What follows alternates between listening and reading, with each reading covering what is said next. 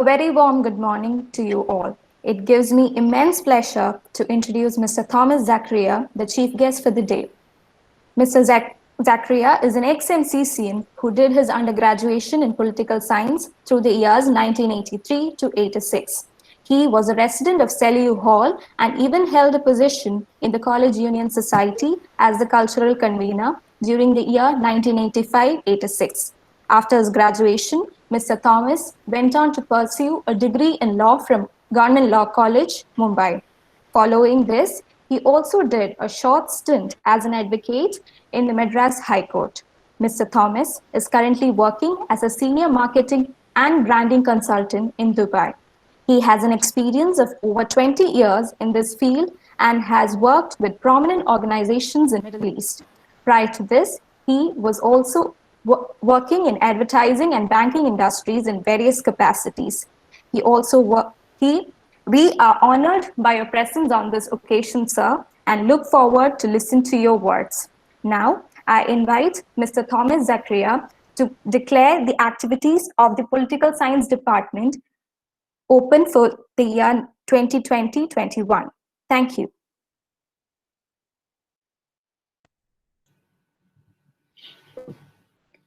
Good morning, all. Am I audible to you? Yes, sir. Yes. Thank you very much. Sir. Thank you very much. So there are two parts to this. I'll do the formal bit and the informal bit. So the formal bit starts here. Head of the Department of Political Science, respected Dr. S.T. Christopher Chandran, eminent professors gathered here, esteemed members of the faculty, the dynamic Shruti Mahendra, chairperson of the Association of the Department of Political Science, her equally dynamic team of association office bearers, and my dear students. I have no words to say how absolutely thrilled I am to be stepping into this campus virtually after 34 years. Thank you so much. Before I go any further, I'm still on the official part of my little talk. May I take this opportunity to remember a few stalwarts from my student days. Some names may be familiar to you, especially to your head of the department and to the other professors. Dr. Mitra Agustin, who was my principal, Dr. Alexander Mantramutri, my HOD, and my professors, Professor Ravindra Chanana, Ramesh Sundar, Dr. Crosby Vijay Kumar, Professor Mercy David, Professor Jabarullah Khan, Ravi Kumar, W.C. Davidar. These are just a few names and by no means the complete list of the most eminent personalities who shaped and had a profound influence on me. To all of them, my deep respects and affection from the bottom of my heart. Today I actually come before you deeply honored and even more humbled. Never in my wildest dreams did I see a day when I would be addressing a gathering of my alma mater. I mean, apart from being surreal, it has also been a reminder that it's been a long 34 years since I graduated from MCC. So thank you for the reality check. When I first got whiff that Shruti would call to request me, Christy, I had actually prepared a gentle and a polite no. Not because I was scared to speak or didn't have the time. I mean, with work from home, people have enough and ample time on their hands. But simply because I saw no criteria that qualified me to address this gathering. But then, Shruti said something that clinched the deal for me. You know what she said? She said, Uncle, you would be a perfect fit just by virtue of being an MCCN. You would be a perfect fit just by virtue of being an MCCN. That was it. It was a powerful statement that simply means if you are an MCCN, you are good enough for any challenge and second to none. Ladies and gentlemen, can I see a round of applause for our college? Or as the CSK fans would say, whistle powder.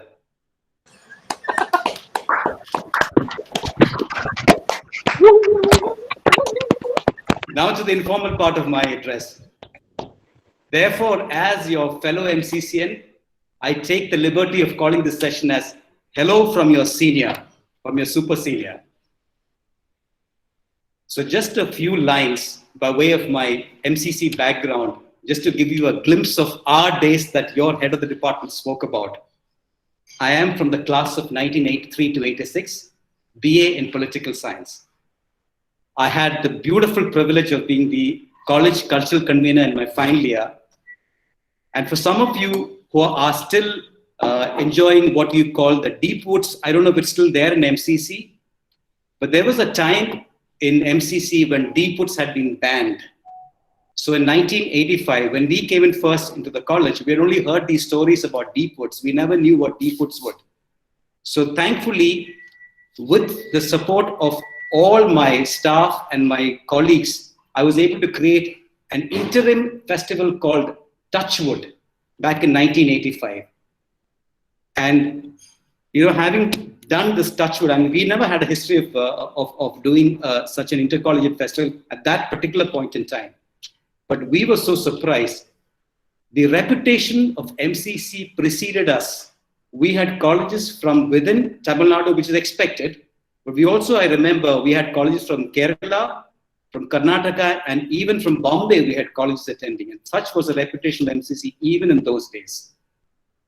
I was also a resident of Celio Hall, room numbers 56, 108, and 76. Best days of my life. Best days of my life. I also had the rare privilege of co-creating the Celio chant. I guess some of you know what the Celio chant is. Go Celio, go Celio. You know, I had the rare privilege of co-creating it with my batchmate, Johnny John, and my dear warden at that time, the late Professor G.K. Matthew. The tune was inspired, I think, from a comedy war movie of the 1980s called Stripes, if I'm not mistaken. Moonshadow, Octavia, Utsav, holidays, such special moments in my life. I mean, I get goosebumps when I talk about memories of college. Then there were the days of my theater with the late Professor G.K. Matthew and Professor Rajani, where we used to stage plays at the Museum Theater. For all you youngsters out there, do you know what the MCC fashion signature statement was? Air Force khaki uniform shirts paired with patched up jeans and bathroom chappals. I don't know if that's a culture nowadays. Our favorite food was the egg bun pickle from the tea shops outside the Celio gate, followed by the best ever lime juice at Sundaram's outside the main gate. I don't even know if any of these shops remain. We, of course, had the occasional weekend outing of catching the second show, as they call, a movie in one of the city theaters like Devi or Casino or Sapphire, etc. Again, I don't know if those theaters are still there. Statutory warning, before I proceed anyway, we used to hop onto the first class compartment of the electric train without tickets, get back to Tambaram at 2 a.m. on the back of an empty truck paying 50 paisa. Those were those dire days at the end of the month when our money orders were a little late to come. So we had to do all these kinds of tricks to keep ourselves entertained. Having said that, Tambaram and our campus offered much more than the city. We had the National Theatre, we had the Vidya Theatre, we had the beautiful campus, lake, the cricket pavilion. We had enough opportunities to keep ourselves engaged. Single rooms with balconies, just for the virtue of single rooms, 350 acres of lush green campus, free-flowing acoustic guitar music from the small groups huddled in the gutters. They are like no other college can offer. Most of our classes were in Thomas Hall, and between periods, we used to hang out on the hall steps. Some of our professors used to live in the two residences above the halls. You must have seen those little residences above the halls. And, so in that sense, they were even more easily accessible to us as students. And I must say, we were all very well-balanced students. Why do I say that? We are well-balanced students. 50% of the time we were in class, 50% we were out in the gutters, near the cafeteria. Not because classes were boring or our professors were not good enough, but simply because MCC had so much more to offer and we just wanted to soak it all up in the 3 years that we were there. I could go on and on and on. But the point I'm trying to make is MCC is not just a college. It is a unique experience like no other. For the newcomers who have just enrolled and have no option but to do online classes, all I say is hang in there. The pandemic will clear soon, and you will be on campus to experience more than what I just spoke about. I know that time is a bit short, but just to add to the earlier statement that I said when Shruti said that I'm qualified to speak just by virtue of being an MCCM, I believe there is another purpose, the reason why I'm here today. In this peculiar times of this pandemic, times of uncertainty, times when sometimes we even question ourselves if life even makes sense in all this chaos, I'm convinced there are two purposes why I've been given the privilege to come before such an esteemed gathering of my fellow students and my professors. It's so easy to think, number one, it's so easy to think in midst of all this, somewhere that I may have become irrelevant, insignificant, forgotten. But if my name popped up to speak here, I don't think it's a mere chance or luck, but something more profound. Probably God's way of reminding me that He has not forgotten me, that I am still valuable to Him. Second purpose, I stand here today with words of encouragement, not merely a set of motivational words that any motivational guru can give you, but I stand here with words that come from a deep conviction that likewise, each of you are precious in God's sight. You are neither forgotten nor insignificant. Your challenges, the world you are going into for your futures, are perhaps more challenging than those of your immediate past generations. But you are, each in your own ways, crafted to face up to those challenges and be of value. No two persons are alike. No two persons are perfect. Yet in your imperfections, like uneven pieces of a jigsaw puzzle, each one of you have an important role to play. And without even one piece of the puzzle being in place, the picture would be incomplete. Each of you are created with intrinsic value. And as you prepare for your futures ahead, especially for those who are in their final year, as you go out soon into public life, remember that there is no challenge that cannot be overcome.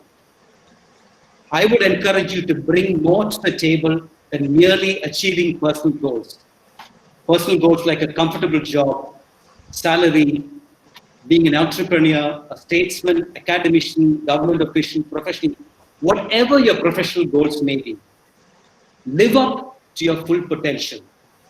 Be change agents in a world that sorely needs empathy, kindness, love, and compassion.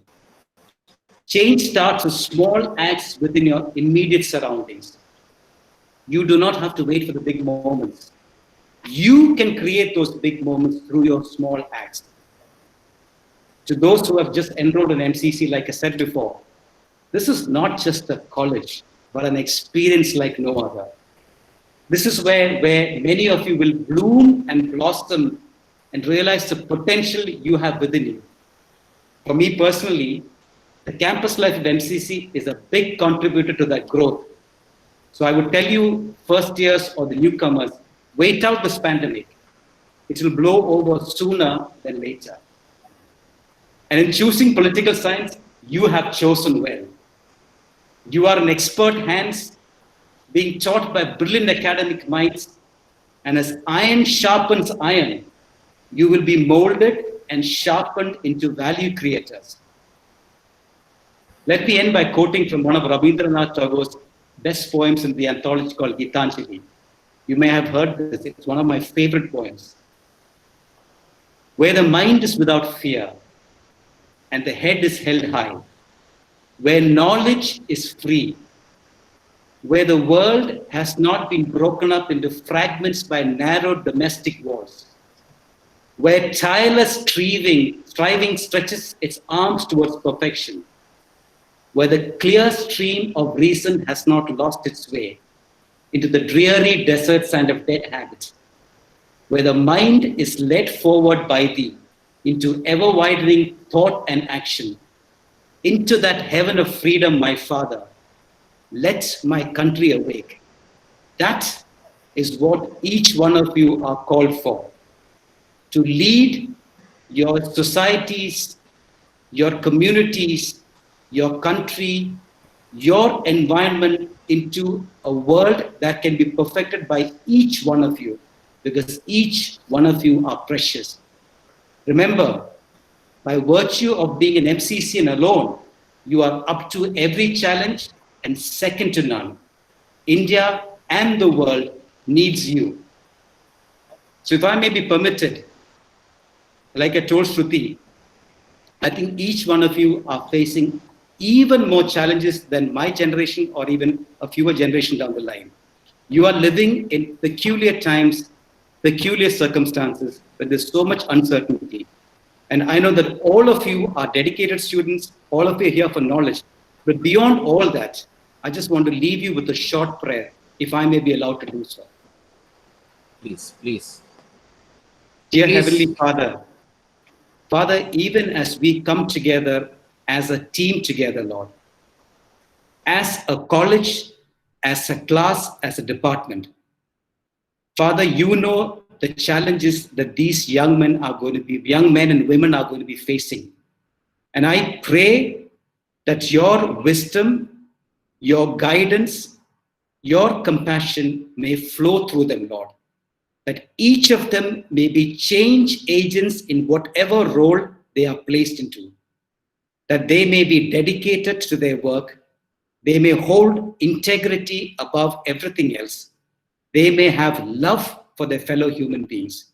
More than any other achievements, what this world needs are people with empathy, compassion, kindness, and love.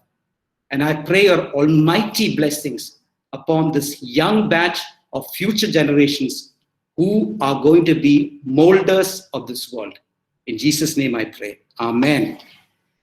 Thank you so much. I still have goosebumps just watching you, and I feel like one among you. Thank you so much, Shruti. Thank you so much, Christy. Thank you so much, my dear, dear fellow students and the faculty. I'm so honored and privileged. Thank you. Sir, thank you very much, sir. And I think your deeply inspiring words have struck a chord with every student here. And for that, sir, your address truly deserves a standing ovation, which all of us would like to give, sir.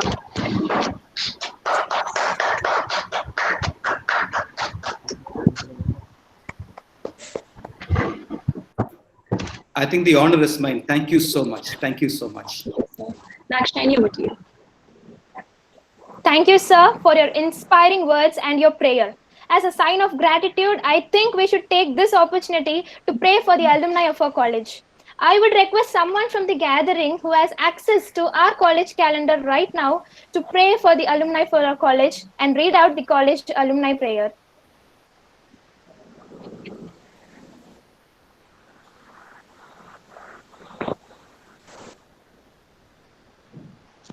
Dakshini? Yeah, anyone. Yes, I have the Teresa. college calendar. Yes, Teresa. May I do it? Yes, Teresa, you may. Yes, Teresa.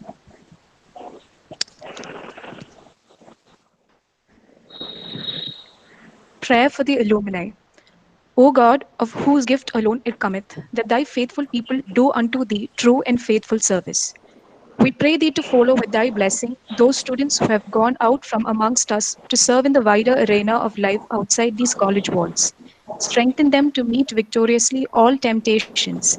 Enable them for the faithful performance of their life work, and may they ever, without fear of man, follow steadfastly where duty, right, and honor lead. Amen. Thank you, Thank Teresa. you. Thank you. Now would be a good time for all of us present here to put forth our questions, which we may have to our beloved chief guest, Mr. Thomas Zakaria.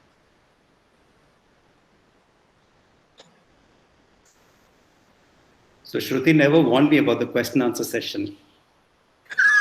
But like a true MCC, I'll try to defend as best as I can.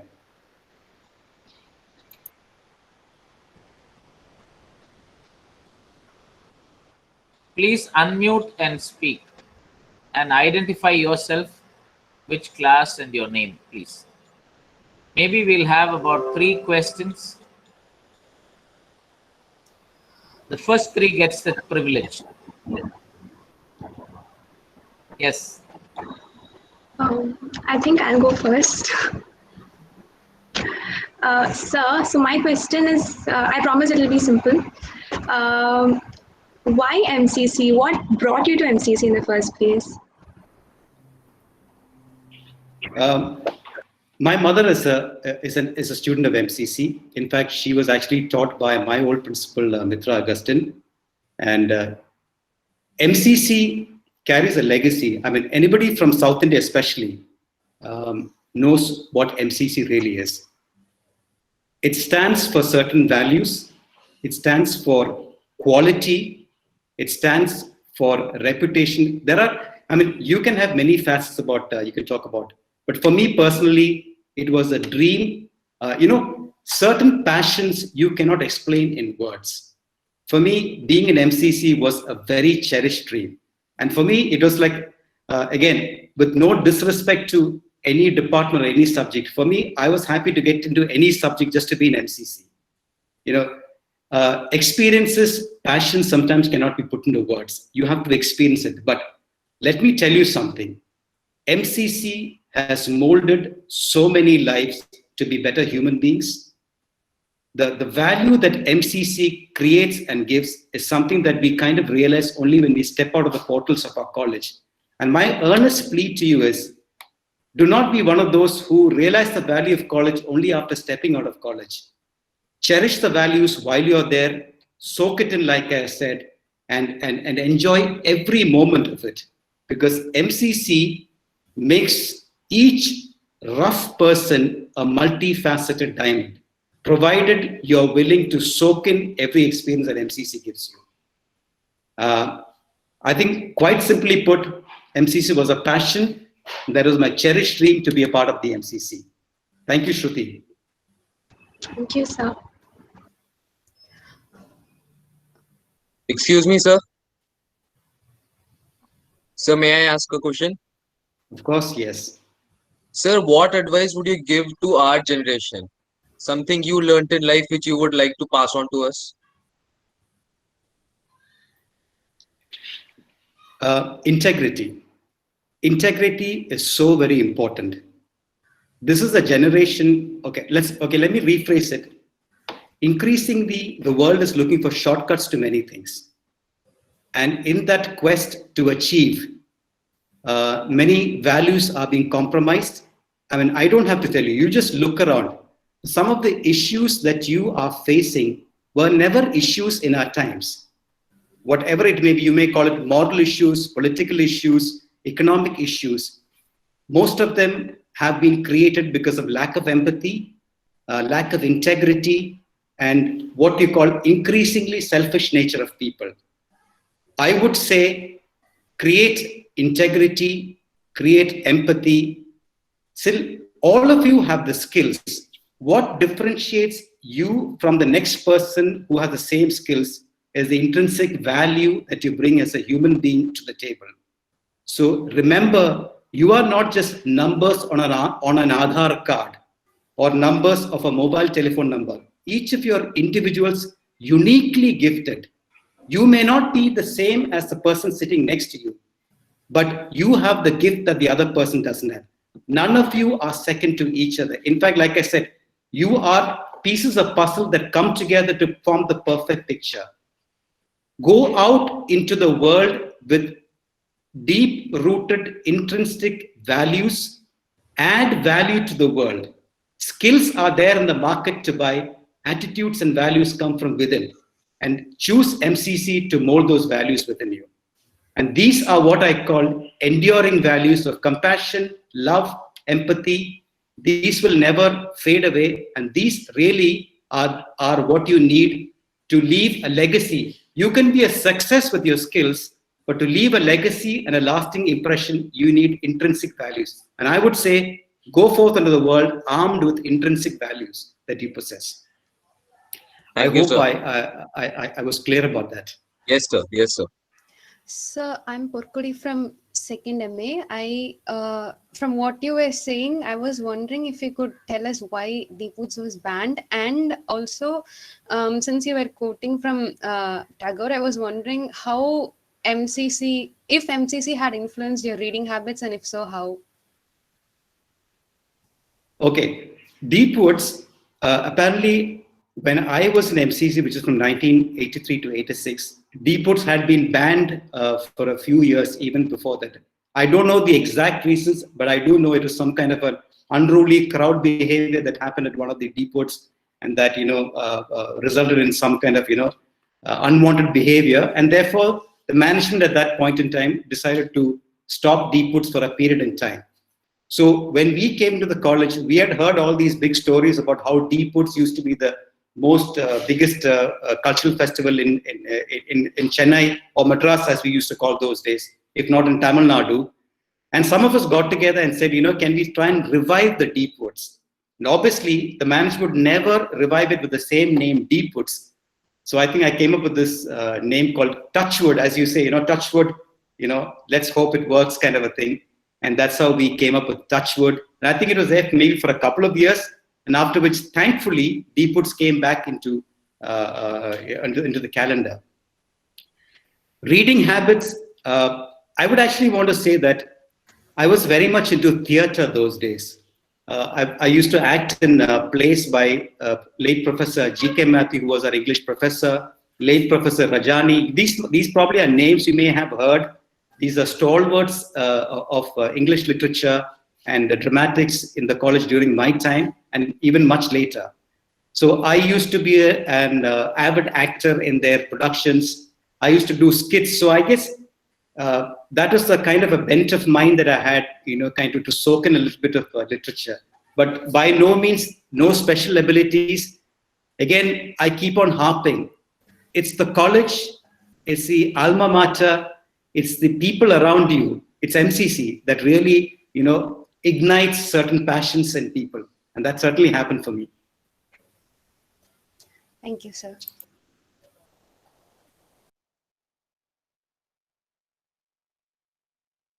Sir, I'm Ruchita from second MA. So, sir, I wanted to ask you, if I ask you one thing which is still there with you, which is very close to your heart, which you learned from your MCC experience. And sir, if it is possible, please do share one experience which is very close to your heart till now. Okay, so I am from Kerala, and all my life up to my undergraduation, before undergrad, I used to study in Kerala. MCC gave me the first, I'm talking about my days, when there was no internet, when there was no mobile phones, when we were restricted to newspapers and the occasional TV. MCC actually gave me the opportunity to have multicultural interactions. So we had students not only from South India, but also outside of South India. We had foreign students. I remember Palestinian students we used to have. We used to have students from the African continent. We used to have students from Mauritius. So for me, that really was, MCC was my first exposure to a multicultural environment. And I think that really opened my eyes to see that inherently, we are all same human beings. We may speak different languages, we may look different, but inherently, all our values, all our fears, all our anxieties, all our joys inherently are the same. And I think that really was the most valuable lesson that MCC taught me. How to respect human beings for who they are, how to work with them, and that later helped me when I moved out of India. It made me so much more easier to move into a multicultural society by and large. That for me personally was a big experience. There are literally thousands of experiences that molded me, but since you asked me for one, I just picked one, randomly if you want to call it.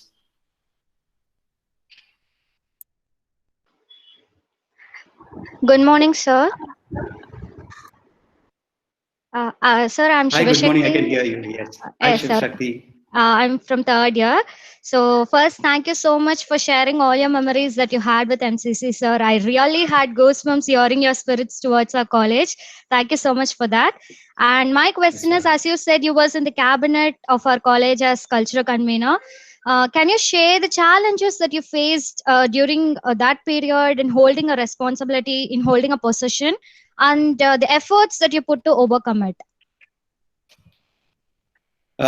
Okay, so you must remember, we were living in the times of no internet, no mobile phones. Communication was restricted to landlines, trunk calls, and STDs. Okay, so those days, if you wanted to do a cultural program like those days, I call it the Touchwood, let's say, for example, Deepwoods, you literally had to go to college, give them the notices, talk to them, follow up on every enrollment, physical little paper. So there's a lot of legwork that was involved. Everything we had to go to the city, take the electric train, go to the city. We had to run literally after sponsors to get money. We had to obviously, tap into our, again, communication was very cumbersome those days. So meeting a person, going to a city, just a single person was a whole day affair. Today, you could be sitting in the comfort of your home or office, and in a matter of few minutes, you could reach out to 100 people. So those challenges were there definitely. And the other one was, of course, we did not have sophisticated equipment. So whatever we had, but again, I don't want to call those challenges because we just enjoyed doing it. So literally what I want to tell you is, whatever situation you are in, enjoy what you're doing, and they become a pleasure, not a challenge, especially in your college days when you have all your friends around you, your professors around you. You are in such an environment where there is so much energy. None of these really are challenges. Later, when you come to my age, you can look back upon these and get goosebumps as I do get goosebumps. There will come a generation after you, remember, who will be facing different set of challenges. But for you, your challenges are unique. Embrace it, overcome it, and enjoy them. That's all I can say. I don't want to say any one batch is better than the other batch. Every batch has got its own challenges, and every batch is more than capable and equipped to face them. And therefore, go ahead. Do not let any legacy or any future trepidations hold you back. You yourselves are perfect in what you are. Go on to achieve that perfection. Thank you so much, sir. I'm sorry. Good morning, sir. Good morning, sir. I'm Vishakha from first PA. Hi, Vishakha. How are you? Sir, I am all good, sir, and I will be much obliged if you will just share us with the mantra of your life.